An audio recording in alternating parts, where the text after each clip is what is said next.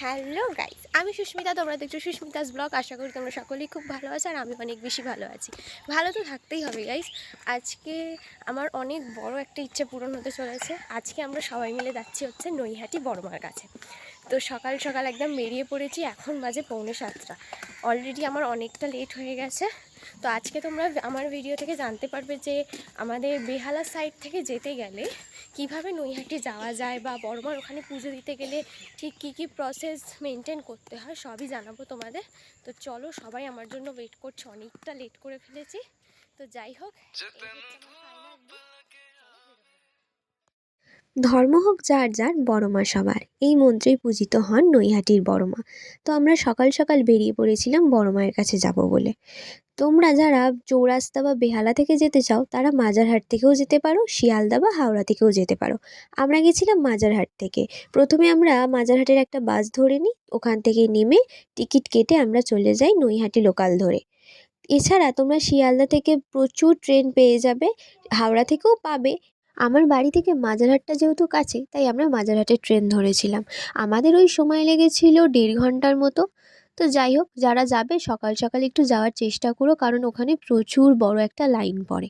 তো আমরা কথা বলতে বলতে নেমে যাই ট্রেন থেকে। তো ট্রেন থেকে নেমে আমরা একটা টোটো ধরে নিই।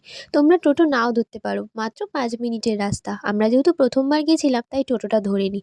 মাত্র 10 টাকা ভাড়া নিয়েছিল। আর হ্যাঁ, যাওয়ার সময় আমাদের ভাড়া নিয়েছিল ট্রেনে 15 টাকা করে। তো দেখতে দেখতে মায়ের মন্দিরের সামনে চলে আসি। এসেই দেখছি প্রচুর লাইন পড়েছে। তোমরা যারা যাবে তারা মঙ্গলবার, শনিবার আর রবিবারটা বাদ দিয়ে যাওয়ার চেষ্টা করো, নাহলে কিন্তু বিশাল লাইন দিতে হয়। তো আমরা যেহেতু অমাবস্যার দিন গেছিলাম, তো ওই জন্যে আরও বেশি করে লাইন পড়েছিল, আর দিনটাও ছিল রবিবার। তো এই যে আমরা 4জন মিলে গেছিলাম। আর এই যে দেখতে পাচ্ছ আমাদের পিছনে এতগুলো মানুষ অপেক্ষা করছে বড়মাকে দেখার জন্য। ফাইনালি সেই মুহূর্ত চলে আসে বড়মাকে দেখতে যাওয়ার। আর আমাদের আগে কতজন ছিল, নেই নেই করে তো 1,500 জন। সকালে মায়ের মন্দির খোলা হয় 8টা থেকে। 8টা থেকে 1টা অবধি খোলা থাকে, তারপর কিছুক্ষণ বন্ধ থাকে মন্দির মাকে ভোগ দেওয়ার জন্য। তারপরে আবার 4টে থেকে 8টা অবধি খোলা থাকে। এই যে মাকে দেখার যে কি শান্তি, সকাল থেকে যতটা আমরা কষ্ট করে গেছিলাম তা সব এক মুহূর্তে আমাদের দূর হয়ে যায়। মাকে ভালো করে পুজো টুজো দিয়ে আমরা চলে আসি বাইরের দিকে। এই দাদার দোকানে যে সমস্ত ফটোগুলো ছিল আমাদের খুব পছন্দ হয়েছিল, আর সবথেকে বড় কথা, এখানে দামও অনেক কম ছিল। তোমরা যারা নৈহাটি আসবে অবশ্যই দাদার দোকানে একবার ভিজিট করে যেও। ফটোর কালেকশন কিন্তু খুব ভালো ছিল। তো আমরা বড় ফটো নিই দুটো, আর কিছু ছোট ফটো নিই।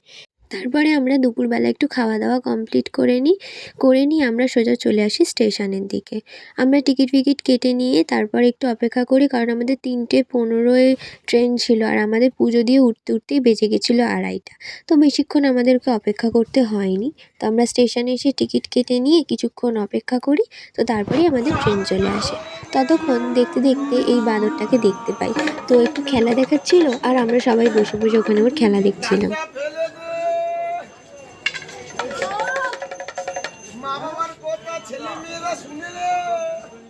চলো এবার তোমাদের বলি যে বড়মার পুজোর সূচনা হয়েছিল কিভাবে। 97 বছর আগে স্বর্গীয় ভবেশ চক্রবর্তী ও তার 4 বন্ধু মিলে ভাঙারাজ দেখতে যান।